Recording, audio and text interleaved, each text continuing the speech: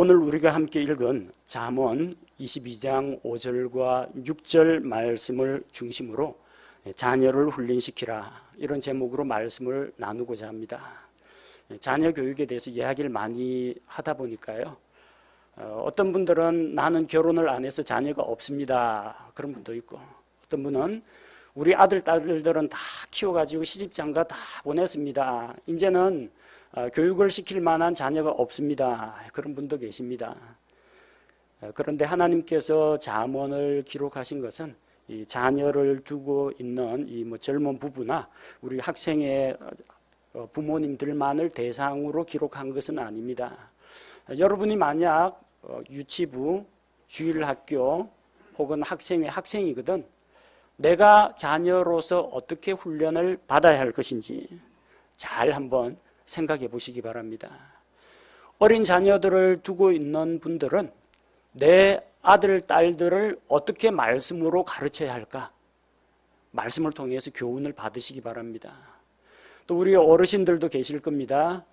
자녀들 다 장성해서 보냈다고 할지라도 우리는 하나님을 하나님 아버지, 아버지라고 부릅니다. 나는 하나님의 자녀입니다. 하나님으로부터 나는 하나님의 자녀로서 나를 어떻게 훈련시킬 것인가, 그렇게 받아들이시면 오늘 이 말씀은 우리 모두에게 주시는 하나님의 말씀이라고 생각합니다. 제가 미국에 유학을 가서 신학교에서 신학을 공부했습니다. 공부하면서 그때 또 필수 과목으로 공부한 것 중에 하나가 크리스찬 교육 철학입니다. 이 철학이라는 게 뭐 동양 철학, 뭐 점치고 이런 철학이 아니고요, 진리에 도달하는 그런 방법을 연구하는 것이 철학입니다. 진리가 무엇이겠습니까? 절대자, 신, 하나님. 그 하나님을 향해서 우리가 어떻게 신의 존재를 알 수가 있는가, 어떻게 진리에 도달할 것인가, 또 그 진리를 우리가 어떻게 확인하고 검증할 수가 있는가, 이걸 철학에서 다룹니다. 수업 시간에 교수님이 이제 첫 질문을 던졌습니다. 우리가 지금 크리스찬 교육 이것을 공부하고 있는데, 가정에서 자녀 교육을 한다라고 할 때 그 자녀 교육에 해당되는 단어가 무엇이라고 생각하는지 문제를 내줬어요. 1번 트레이닝, 훈련입니다. 습관적인 행동을 개발하는 것, 반복을 통해서 행동을 바로잡거나 교정하거나 몸에 익히는 거 훈련입니다. 두 번째, 러닝, 학습. 개인이 시간과 노력을 들여가지고 공부를 해서 지식을 습득하는 걸 말합니다. 세 번째는 스쿨링, 학교 기관이나 학원에 보내가지고 제도적인 환경 가운데에서 뭔가를 배우도록 하는 겁니다. 네 번째는 에듀케이션, 교육이라고 합니다. 계획적이고 목표 지향적인 이 학습 지도를 이야기합니다. 저는 간단히 생각해서 교육이니까 에듀케이션이라고 동그라미를 쳤거든요. 선생님이 틀렸다고 하더라고요. 자녀 교육을 이야기할 때는 에듀케이션이라고 하지 않고 트레이닝, 훈련이라고 한다고 합니다. 왜 그런가? 성경에서 말하는 자녀 교육이 무엇인지 공부하게 됐는데, 가정에서 자녀 교육을 한다는 것은 자녀의 학습 활동이 아닙니다. 자녀가 숙제 가지고 와서 숙제 문제 풀고 예습하고 복습하고 하는 것은 이것은 개인 학습은 되지만 부모가 주도한 가정교육은 아니라는 겁니다. 그렇다고 자녀를 학원에 보내고 학교에 보내고 공부방에 보내고 이렇게 하는 것은, 그것은 조금 공적인 영역, 여러 사람이 함께 모여서 공부하는 공적 교육의 영역이지 가정이 주도가 되어가지고 하는 교육은 아니라는 겁니다. 그리고 이 자녀 교육이라는 것은 자녀에게 어떤 지식을 습득하게 하는, 그래서 우리나라 지리를 외우고 역사를 공부하고 영어 단어, 수학 문제를 풀고 이러는 것이 가정에서 말하는 자녀 교육은 아니라는 겁니다. 그럼 자녀 교육이 뭐냐? 성경에서 이야기하는 자녀 교육은 자녀가 하나님 앞에서 올바른 길을 걷도록 훈련시키는 것을 말합니다. 훈련입니다. 훈련.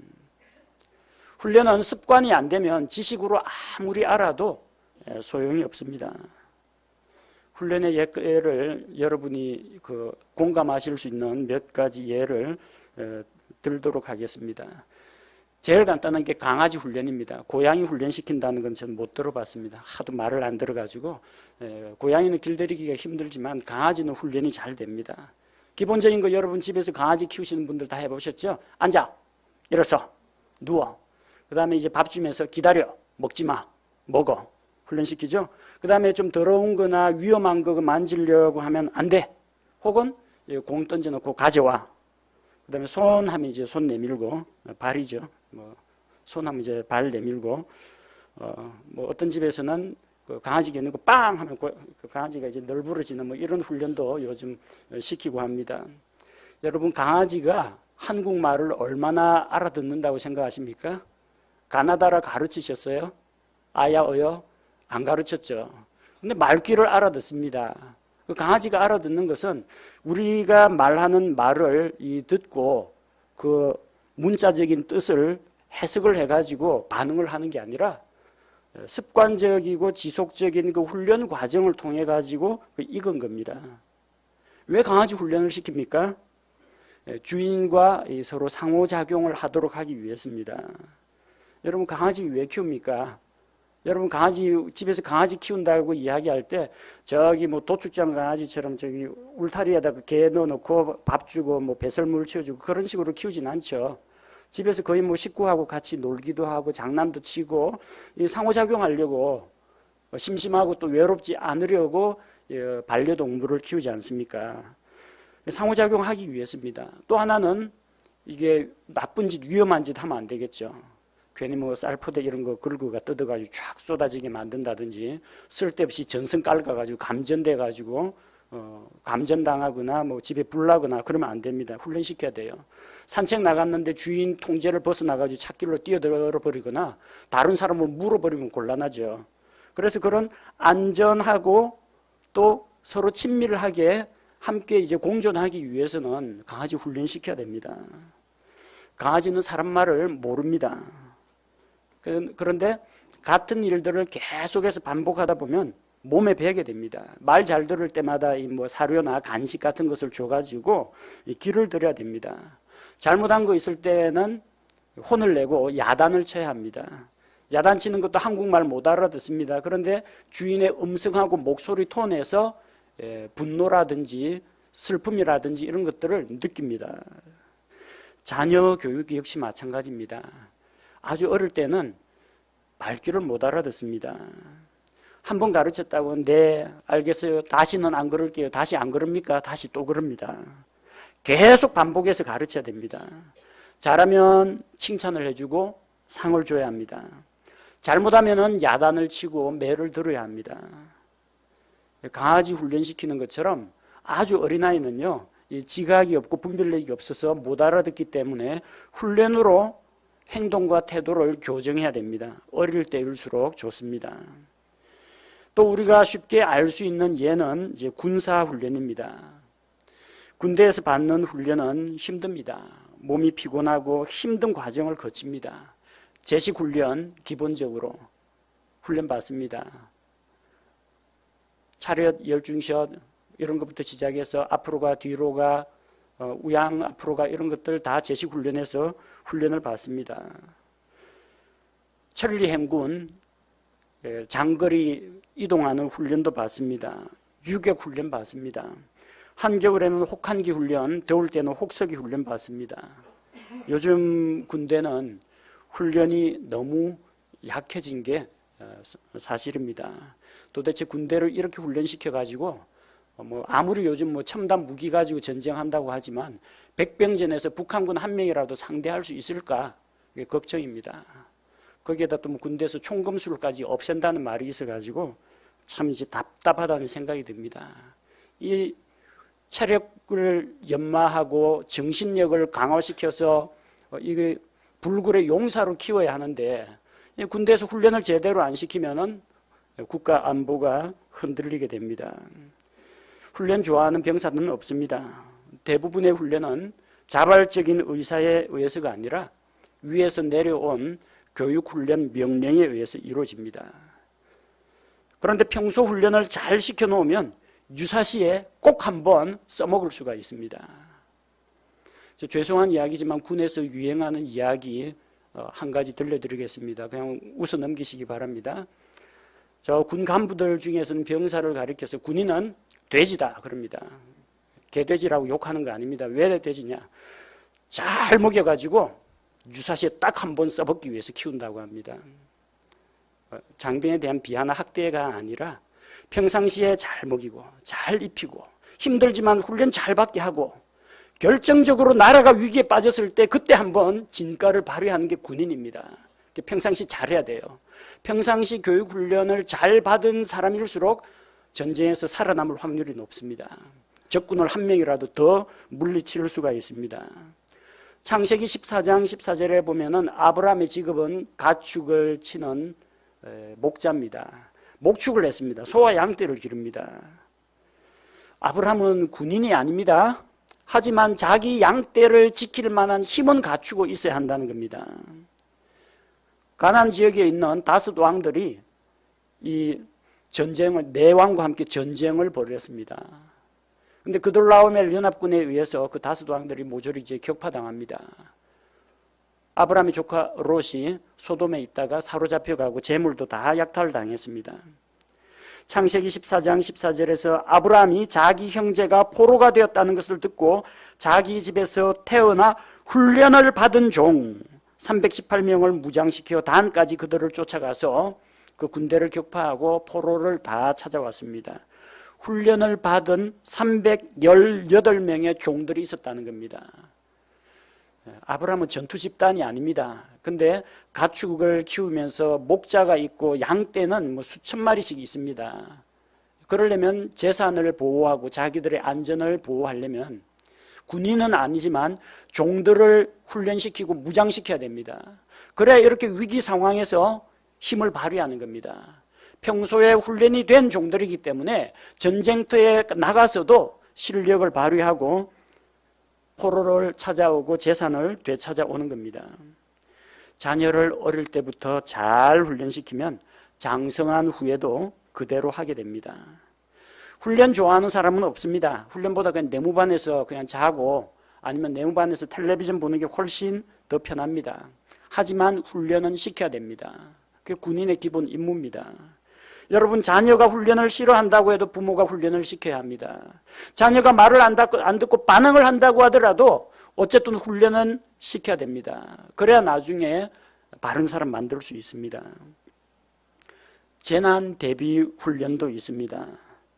여찬이 예성이 그 간 학교에서는 갑자기 비상을 걸어가지고 재난 대비 훈련을 합니다. 파이어 드릴이라고 하는데 화재 대피 훈련입니다. 요 며칠 전에 한번 했더라고요. 밤 12시 반에 갑자기 비상벨 울리고 마이크로 안내방송 나가는데 기숙사 안에 있던 남학생, 여학생들 쫙 다 나와가지고 지정된 장소로 대피하는 그 훈련입니다.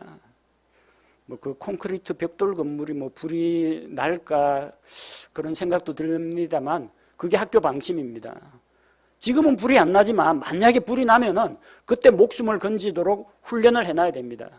그때는 엘리베이터도 문 닫고 안 움직입니다. 불 나면 엘리베이터가 더 위험합니다. 엘리베이터 고장나면 안에서 갇힙니다. 그래서 그 높은 데에서 전부 학생들이 계단으로 뛰어내려가지고 일제히 질서 있게 대피하는 훈련을 합니다. 어떤 데는요, 자고 있는데 새벽 3시에 파이어 알람 쫙 울려서 누가 혹시 불장난했나 불냈나는데 학교에서 일부러 훈련을 시킨 거라고 합니다. 그렇게 훈련을 시켜놓으면 나중에 사고 났을 때 살릴 수 있습니다. 사람 생명을 살립니다. 우리도 많이 합니다. 학교에서 소방훈련, 화생방훈련, 민방위훈련, 지진대피훈련 합니다.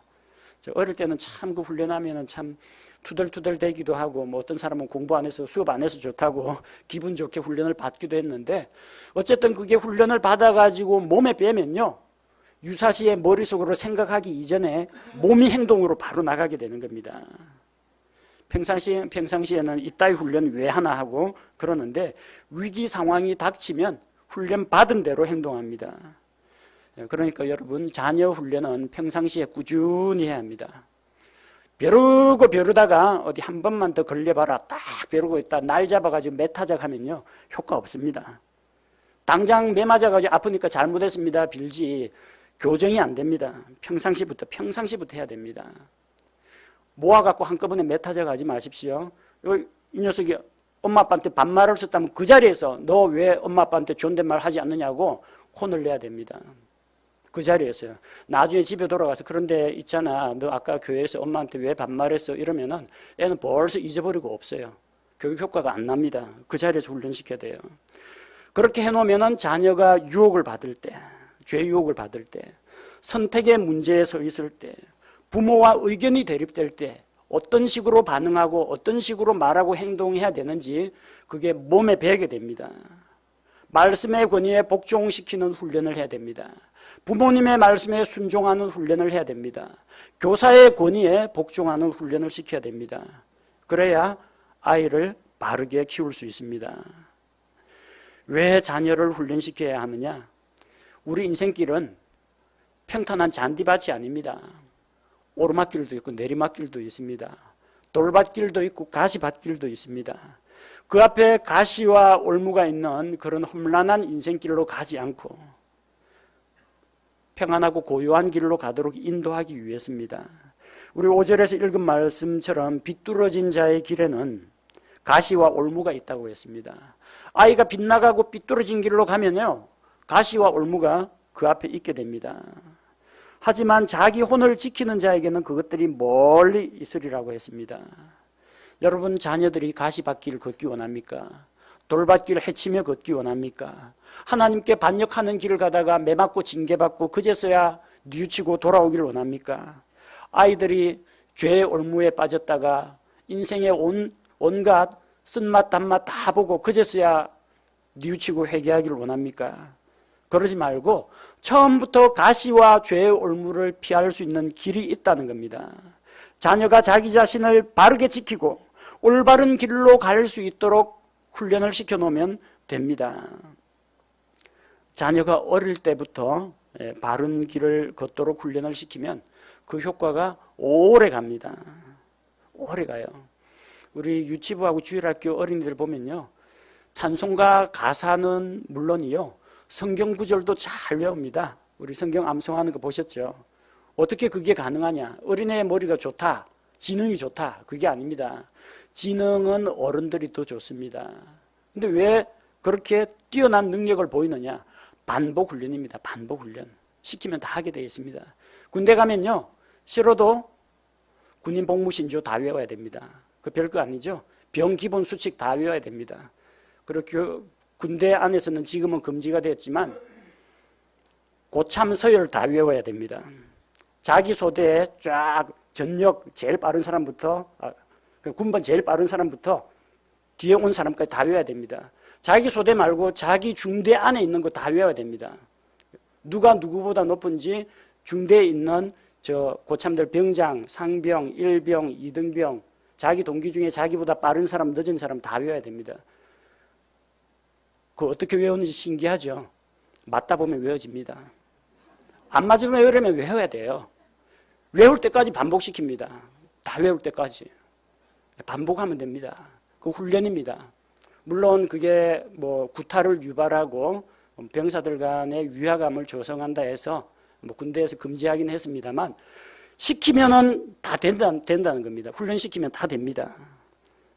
하드 트레이닝 좀 시키십시오. 요즘 저 자녀 한 명 낳고 그럼 이게 몇 년 만에 얻은 자녀인데 또 늦둥이인데 이러다 보면 마음이 약해가지고 단호하게 교육 훈련을 못 시키는 마음 여린 부모들이 많습니다. 그런데 부모가 이게 엄중하게 교육을 시키는 것이 부모에게도 좋고 아이들 자신에게도 좋습니다. 6절 말씀해 보니까 아이가 마땅히 가야 할 길로 아이를 훈련시키라. 그리하면 그가 늙어서도 그 길을 떠나지 아니하리라. 우리 옛 속담에 3살 버릇 80까지 간다, 그런 말이 있습니다. 바늘 도둑이 소도둑 된다고 합니다. 바늘 훔치는 거 그거 방치하고 무시하고 내버려 두면요, 나중에 소도 훔칩니다. 나중에는 사람의 생명도 빼앗을 수 있습니다. 좋은 습관이든 나쁜 습관이든 그게 오래되면요, 고치기가 어려워집니다.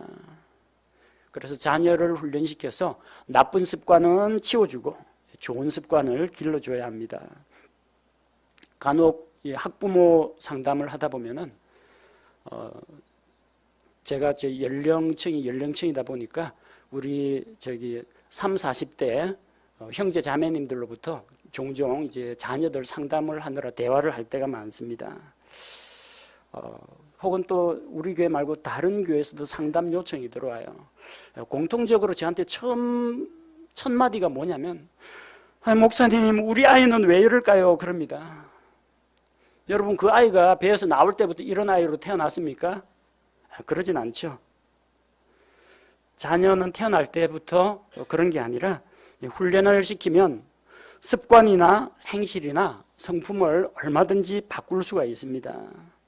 자녀의 삶을 결정하는 것은 유전이 아닙니다. 물론 영향은 받습니다. 부모의 아버지와 어머니의 어떤 형질이나 성격 같은 걸 닮을 수는 있습니다. 근데 그게 100%는 아니라는 거예요. 부부가 자녀들 문제로 부부싸움을 하면요, 대부분 서로에게 책임을 전가합니다. 남편이나 아내는 좋은 거는 다 자기 닮았다고 합니다. 안 좋은 거는 꼭 지 애비 닮아가지고 애가 저런다 하면서 아버지한테 꼭 지 엄마 닮았다고 서로가 배우자를 비난합니다. 애 때문에 부부간의 이 사랑과 화목이 깨질 수가 있습니다. 정말 유전에 의해서 부모가 어떠하면 자녀도 어떠하다. 반드시 그렇게 됩니까? 영향은 받지만 100% 그렇게 된다는 보장은 없습니다. 토마스 퓰러라는 이 기독교 신학자가 있습니다. 이 신학자가 성경에 기록된 그 네 세대의 가족을 연구하다가 놀라운 걸 발견했습니다. 예수 그리스도의 족보를 연구하다가 무릎을 치고 참 놀라운 사실을 발견했습니다. 그리고 하나님께 기도를 드렸습니다. 토마스 퓰러의 기도입니다. 주님, 저는 구세주의 족보가 네 개의 세대에 일어난 현저한 4가지 변화로 수놓여 있음을 발견하였나이다. 르호보암은 솔로몬 아들입니다. 르호보암이 아비야를 낳았나이다. 불량한 아비가 불량한 아들을 낳았나이다. 그 애비의 그 아들입니다. 아비야는 아사를 낳았나이다. 불량한 아비에게 선한 아들이 태어났습니다. 아사는 요사밧을 낳았습니다. 선한 아비에게서 선한 아들이 태어났습니다. 요사밧은 요람을 낳았나이다. 선한 아비가 불량한 아들을 낳았나이다. 신기하게도 이 연속된 4세대 가운데에서 선한 아버지가 선한 아들을 낳기도 하고 선한 아버지가 악한 아들을 낳기도 합니다. 악한 아버지가 악한 아들을 낳기도 하고 악한 아버지가 선한 아들을 낳기도 합니다. 그리고 퓰러가 하나님께 기도합니다. 오 주님, 알았나이다. 제 아버지의 경건이, 그 거룩함이 제게 물려지지 못한다는 것을. 이것은 저에게 슬픈 소식이옵니다. 그 아버지가 아마 훌륭한 사람이었던 모양입니다.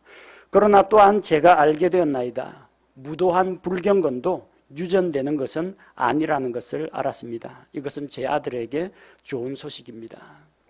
아버지의 걱정이 이겁니다. 자녀가 자기를 닮을까 봐 걱정합니다. 안 닮으면 안 닮을까 봐 걱정합니다. 부모의 소원은 우리 아들, 딸들이 엄마 아빠의 좋은 점만 쏙 빼닮고 나쁜 점은 안 닮았으면 좋겠다. 이게 솔직한 심정입니다. 근데 그게 그렇게 잘 안 돼요. 사무엘기에 나오는 엘리 제사장을 보십시오. 이스라엘의 사사인 동시에 제사장입니다. 얼마나 신앙적인 집안입니까? 가문 좋죠? 혈통 좋습니다. 홈니와 비느하스라는 이 망나니 같은 아들이 하나님께 드리는 예배를 업신여기고 하나님께 드리는 희생물을 다 가로채는 나쁜 짓을 저질렀습니다. 옆에서 사무엘이 자식 교육도 제대로 못 시키면서 속으로 생각했을 겁니다. 나 같으면 그렇게 안 하겠다. 사무엘이 커가지고 자기 두 아들 요엘과 아비야에게 사사 직무를 세습시켜줬습니다.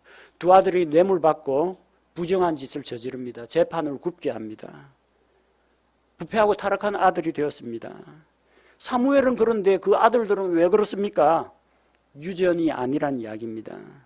여러분, 창녀 라합에게서 보아스 같은 사람이 나올 수도 있습니다. 우리 조영건 형제님, 김삼순 자매님 얼마나 유머도 많고 또 성도들하고 친밀하게 지내고 거의 적을 안 두고 모든 사람들에게 참 친밀하게 잘 다가가는 사교성이 아주 뛰어난 분입니다. 거기에서 조용하고 침착한 우리 승욱이가 태어났습니다. 우리 그 표정도 좀 별로 좀 굳고 조금 과묵한 성격의 최진수 형제 그 아들, 사교성 아주 좋은 찬영이가 나옵니다. 이거 보면 유전이 100% 아니라는 거 우리가 누구나 다 공감합니다. 자녀의 삶을 결정하는 것은 유전이 아닙니다. 내 닮은 걸 어쩌라고 내 죄다 그렇게 탄식하고 자책하지 마십시오. 고칠 수 있습니다. 자녀의 삶을 결정하는 건 환경이 아닙니다. 물론 환경의 영향을 받는다. 그건 제가 인정합니다. 그러나 100% 환경의 영향을 받는다. 아무도 그렇게 생각하지 않습니다. 사람들은 잘 안 되면 조상 탓을 합니다. 사회 구조가 불합리하다고 합니다. 내가 만약 금수저로 태어났더라면, 우리 아버지 어머니가 건물주라면, 사람들이 나를 좀 알아주고 대접을 해줬다면 내가 이렇게 하진 않았을 텐데, 내 아버지가, 이 사회가 나를 이렇게 만들었다. 범죄자들이 전부 다 책임을 환경 탓으로 돌립니다. 여러분, 아브라함은 우상의 도시에서 태어나고 자랐습니다. 어릴 때부터 자기 아버지 데라가 갈대아 우르에서 우상을 만들어서 숭배하는 것을 보고 자랐습니다. 신앙 훈련 받고 자란 사람 아닙니다.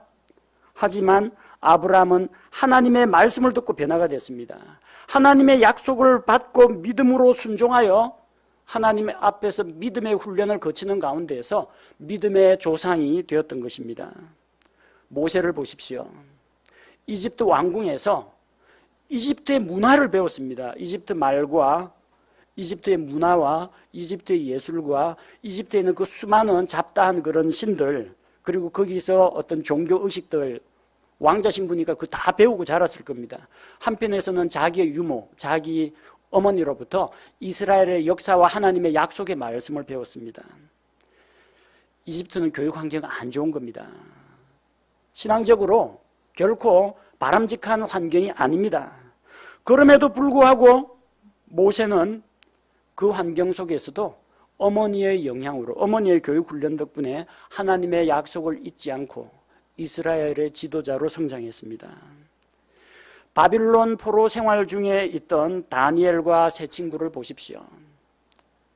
교육 훈련 받을 때부터 바빌론식 문화, 예술, 종교, 학문 다 가르치고 먹는 것도 우상에게 바친 그런 음식물 먹으라고 관리가 그걸 내줍니다.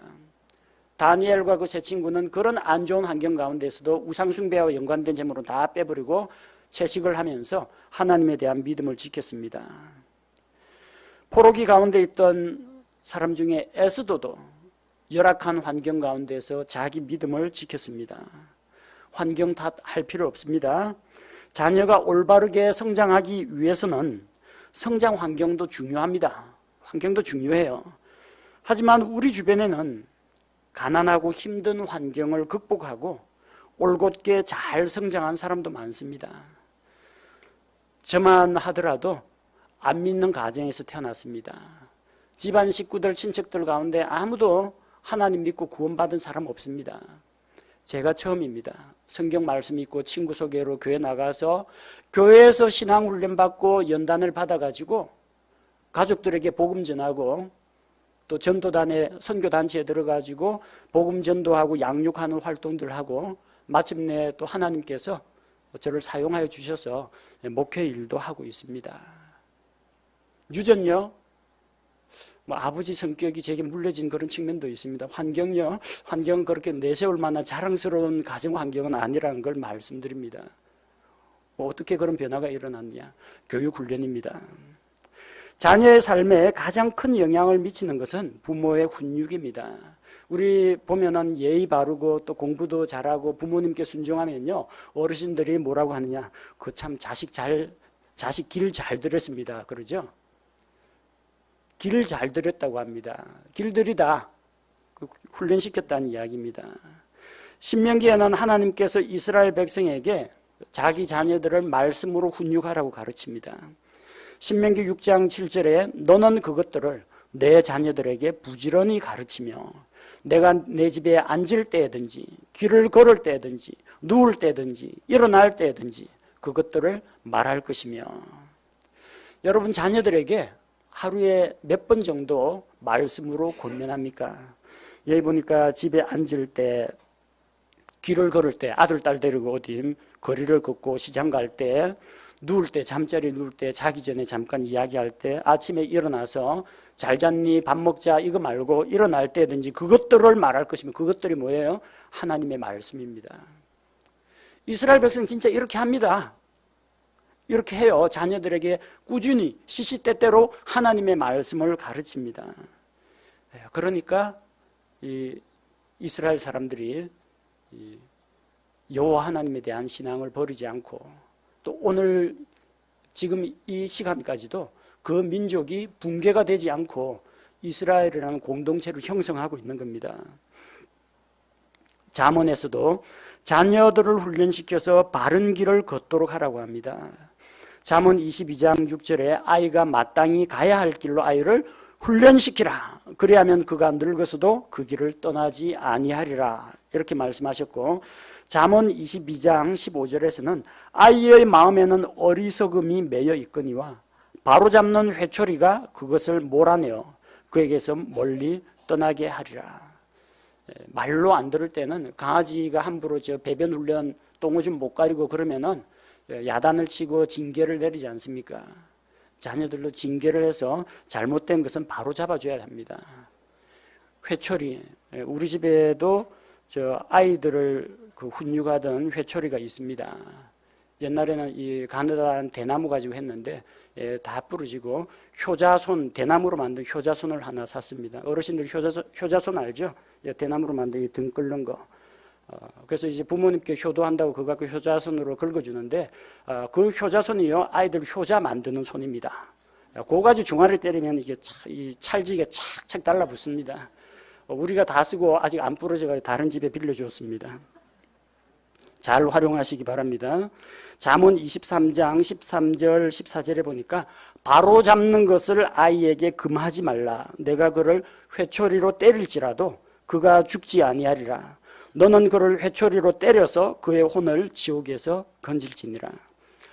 죄 짓고 방탕한 생활하도록 가만히 내버려두면요 아이 지옥 가라는 이야기입니다.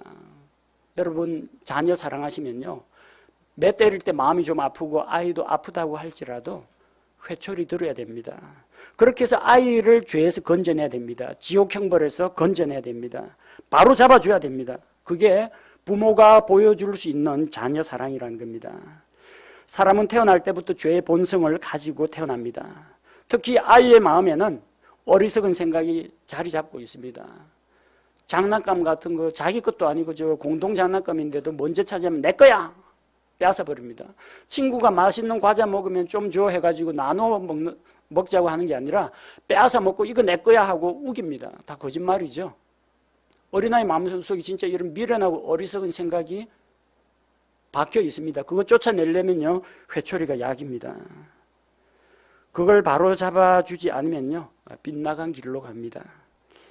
그래서 제가 성경에서 좀 자녀 교육 잘 시킨 사람 찾아보려고 했더니 거의 없어요.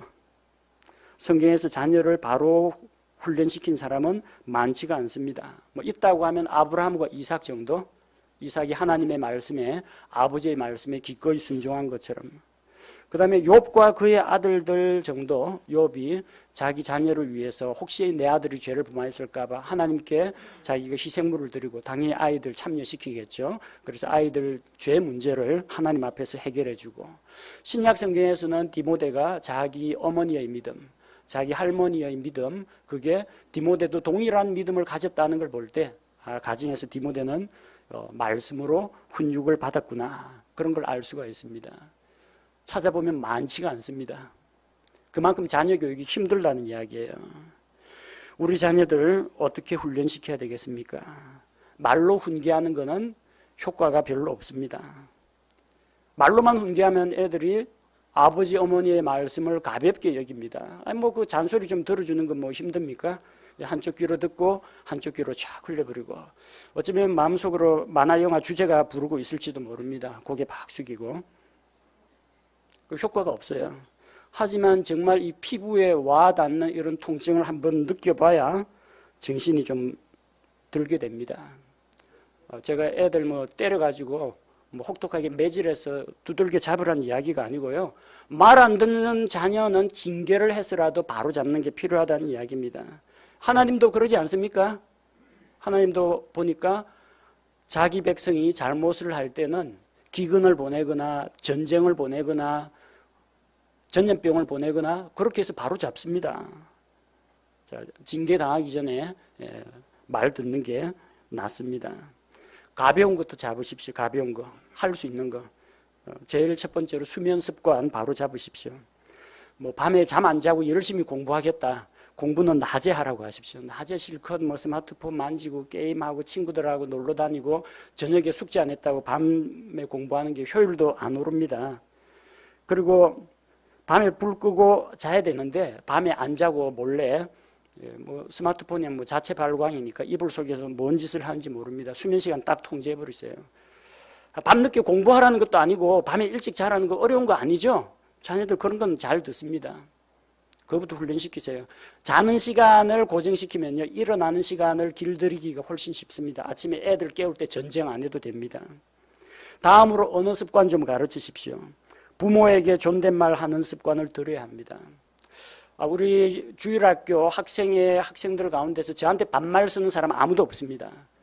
꼭 자기 아버지 엄마한테 반말 씁니다. 잘못된 겁니다. 자기 아버지 어머니가 더 무섭고 더 존경받아야 할 사람입니다. 그런데 다 밖에 나가가지고 다른 이웃에 있는 다른 형제님, 자매님들, 다른 자기 친구의 아버지 어머님한테는 공손하게 하는데 자기 엄마한테는 잔소리하고 화풀이 땡땡하고 이러는 거는요, 분명히 잘못된 겁니다. 뭐 어디 가서 돈 벌어오라는 이야기도 아니고 힘든 노동을 하라는 이야기도 아니고 말로 존칭 쓰는 게 뭐 어렵습니까? 입에 안 익어서 그렇지. 반드시 훈련시켜야 됩니다. 부모에게 존댓말 하는 걸 가르치면 존댓말 하면서 공경하는 마음이 따라옵니다. 원래는 공경하는 마음이 있으면 존댓말이 우러나야 하는데 알고는 있는데 그 행동 교정은 잘 안 돼요. 어떻게 해야 되느냐? 행동을 교정하면요, 공손한 태도가 따라 나오게 됩니다. 존댓말을 가르치면요, 자녀가 부모에게 대들지 않습니다. 여러분, 저 학생들 마음속으로 부모에게 대드는 말을 존댓말로 한번 바꿔보십시오. 핏대 올리면서 목소리 높여서 존댓말로 대들 수 있는지 못 대듭니다. 아니, 엄마는 아무것도 모르면서 반말로 하면 이렇게 대듭니다. 근데 어머님께서는 이 상황을 잘 모르시는 것 같아서 이거를 목에 핏대 세워가지고 한번 이야기해 보십시오. 안 됩니다, 이게. 존댓말 하면서 부모한테 절대 못 대듭니다. 여찬이 예성이가 왜 아버지 엄마 권위에 꿈뻑 죽느냐. 어릴 때부터 존댓말부터 가르쳤습니다. 제가 애들한테 존댓말 했어요. 자, 우리 이제 잠자리에 들까요? 아빠가 동화책 읽어줄까요? 이런 식으로 항상 존댓말을 썼어요. 그래서 존댓말부터 배웠습니다. 애한테 이래라 저래라 안 하고 애한테 존댓말 하니까 애가 존댓말이 표준말이 돼버렸고 나중에 초등학교 가서 친구들한테 듣고 좀 약간 이상한 영향을 받아가지고 오면은 매로 잡습니다. 매가 약입니다. 그래서 지금도 뭐 청년이 되어가지고 대학생 됐지만 아버지 어머니에게 꼭 존댓말 씁니다. 중요합니다, 여러분. 사춘기 그 청소년 두신 분, 아니 그것보다 더 어린 주일학교 유치부부터 존댓말 가르쳐야 됩니다. 그리고 부모님께 순종하는 훈련을 해야 됩니다. 강아지에게 그냥 사료 주고 그냥 있는 대로 그냥 그 코쳐받고 먹도록 내버려둬도 됩니다. 어차피 줄 건데 왜 기다려? 5, 4, 3, 2, 1 먹어. 이거 왜 합니까? 주인 말에 복종시키는 훈련을 위해서입니다. 그게 강아지의 안전과 또 주인과의 관계 면에서 더 낫습니다. 여러분, 요즘 다 자녀들 귀하게만 키우려고 하시죠? 자녀들 공부 시간 빼앗지 않으려고 부모가 모든 일을 다 해줍니다. 밥 먹고 난 그릇도 부모님이 치워주고, 빨래도 부모님이 널고, 빨래 걷고 수건 접어가지고 수납장에 넣고 음식물 쓰레기 버리는 것도 부모님들이 거의 대부분 다 합니다. 저희 집에서는 애들 시킵니다. 그걸 제가 같이 합니다. 애들 같이 따라합니다. 어떤 때는 자기 엄마가 늦게 오거나 또 저희 부부가 어디서 말씀 전하고 오면 전화가 걸려요. 빨래 다 말라가지고 다 널어놓고 옷장에 널어놓은 거 걷어서 옷장에 넣고 수건도 차곡차곡 접어서 욕실 수납장에 넣었습니다. 텔레비전 봐도 되죠?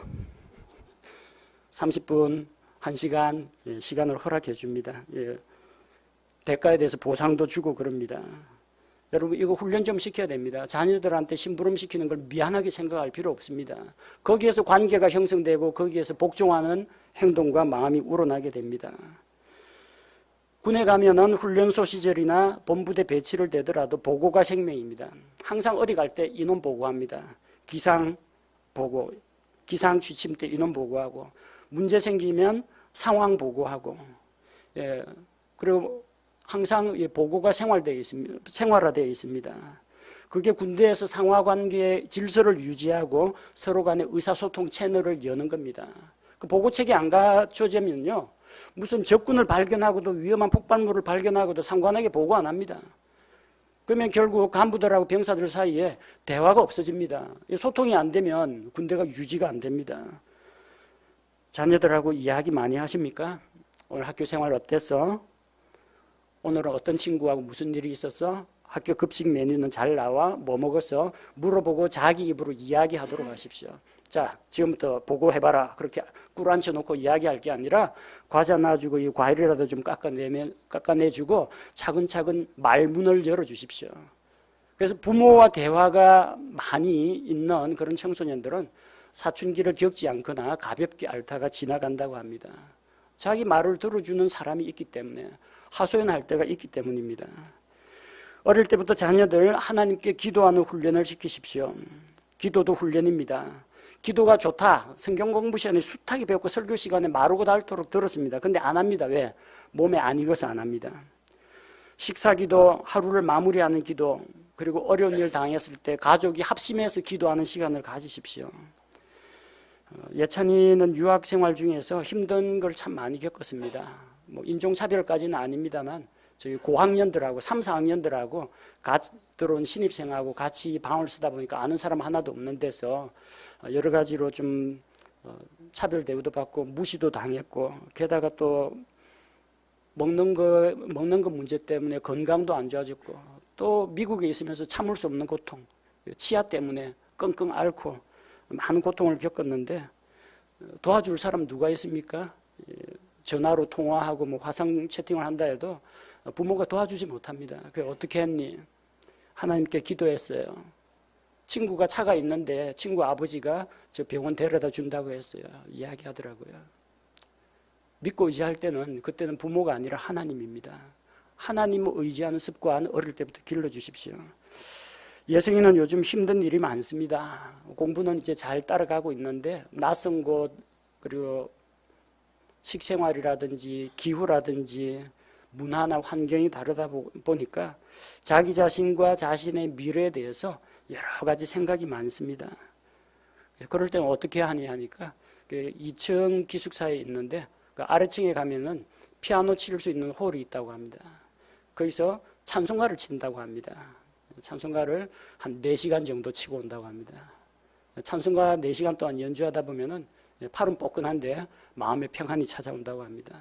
그래도 안 풀리면 어떡하냐니까 아래층에는 피아노가 있고 한층 올라가면 기도실이 있다고 합니다. 그래서 개인이 기도할 수 있도록 의자하고 이런 것들을 갖다 놓고 개인이 기도할 수 있는 공간을, 독립된 공간을 마련해 준다고 합니다. 거기 가서 하나님께 기도하고 내려오면은 또 마음의 평안이 찾아온다고 합니다. 저희는 그 자녀들이 스스로 하나님을 만날 수 있도록 도와준 것밖에 없습니다. 이제부터는 자녀들이 멀리 있는 부모보다 가까이 있는 하나님을 의지하고 문제를 해결하고 결국은 자기 갈 길을 찾아야 됩니다. 자녀들에게 기도 훈련을 시키십시오. 또 자녀들에게 성경 말씀을 읽는 훈련을 시키십시오. 성경은 우리가 마땅히 행하여야 할 바를 가르쳐 줍니다. 가만히 내버려 두고 저절로 성경 읽는 사람은 없습니다. 아들들이 어릴 때 아침에 일어나면 가족이 함께 성경 읽는 시간을 가졌습니다.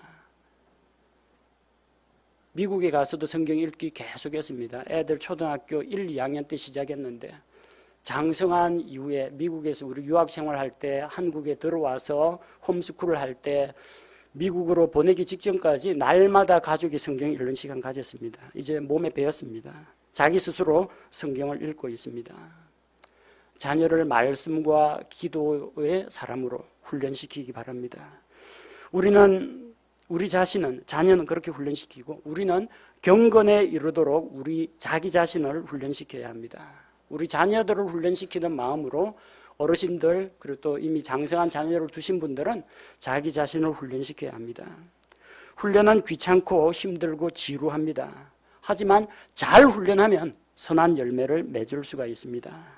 우리 모두 자기를 훈련하고 자녀들을 신앙적으로 훈련시켜서 하나님 앞에서 올곧은 그런 하나님의 사람으로 우리가 성장하고 또 자녀들을 그렇게 바른 길로 인도하는 가정이 되시기 바랍니다.